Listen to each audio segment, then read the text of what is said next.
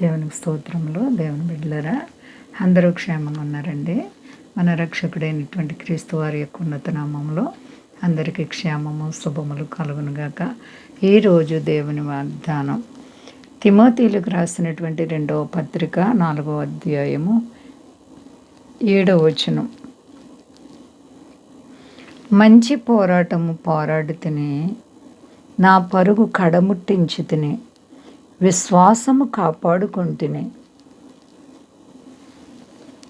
ఇక మీదట నా కొరకు నీతి కిరీటం ఉంచబడి ఉన్నది.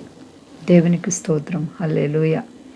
పౌలు గారి యొక్క జీవితంలో నిజంగా మరి దేవుని నమ్ముకున్న బిడ్డల్ని భయంకరంగా హింసిస్తూ ఎన్నో చిత్రహింసలు పెడతా అనేక శ్రమల పాలు చేసినటువంటి ఆ సౌలు దేవుడు ఆయన్ని అద్భుతంగా మరి విమోచించి దమస్కు మార్గం గుండా క్రైస్తవుల్ని బాధ పెట్టడానికి వెళ్తే దేవుడు మార్గం మధ్యలో అతను పట్టుకొని విమోచించారు. ఆయన మారిన తర్వాత దేవుని కొరకు అనేక శ్రమలు అనగా ప్రభువైన క్రీస్తు వారి కొరకు అనేక శ్రమలు, నిందలు, అవమానాలు భరించారు.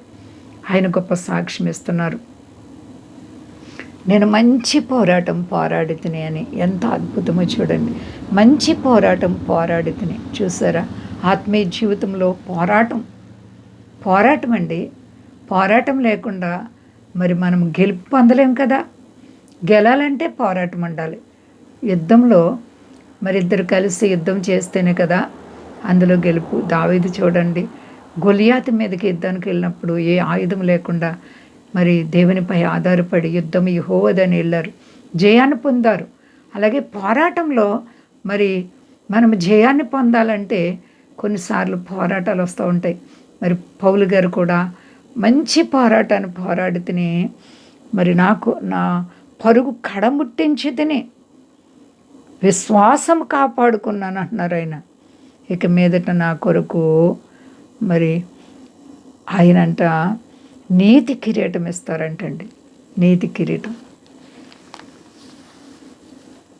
నీవు నీతి కిరీటం పొందాలంటే పోరాటాలు ఎదురుపడతాయి, శోధనలో బాధలు వస్తాయి.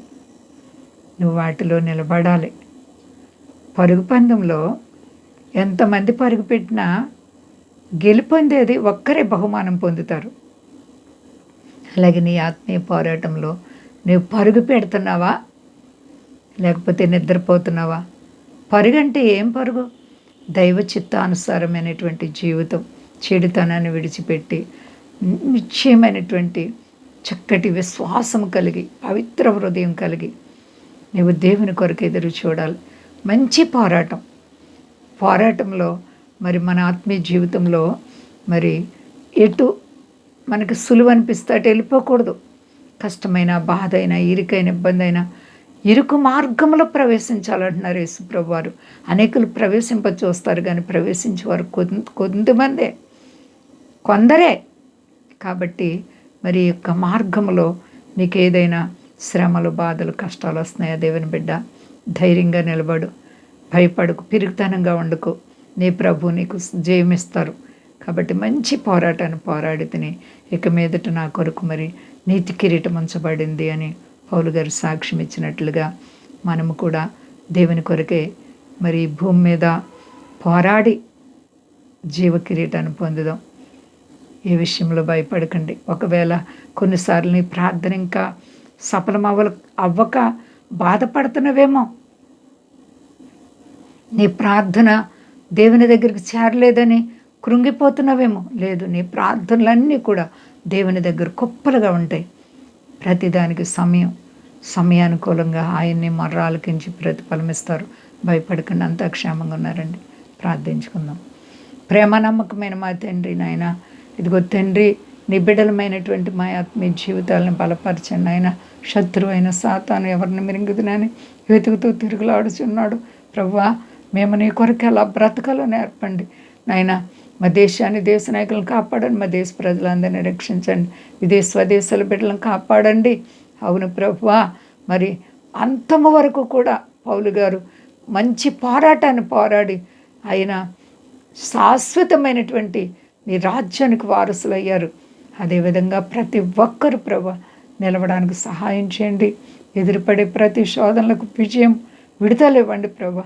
నీ బిడ్డలుగా మా బ్రతుకుల్లో నీ విడవని దేవుడు మేళ్లతో నింపి మహిమ పొంది సర్వ ప్రపంచాన్ని చల్లగా కాపాడండి. సమస్త దేశాలకు శాంతిని కృప చూపని మహిమ పొంది శక్తి కలిసేనామని అడుగుచున్నాను తండ్రి. ఆమె అందరికీ వందనాలండి. మా కొరకు పరిచయ కొరకు అందరూ ప్రార్థించండి. ప్రభువారు మిమ్మల్ని, మీ బిడ్డలను, మీ కుటుంబాలను దీవించి ఆశీర్వదించును గాక. ఆమె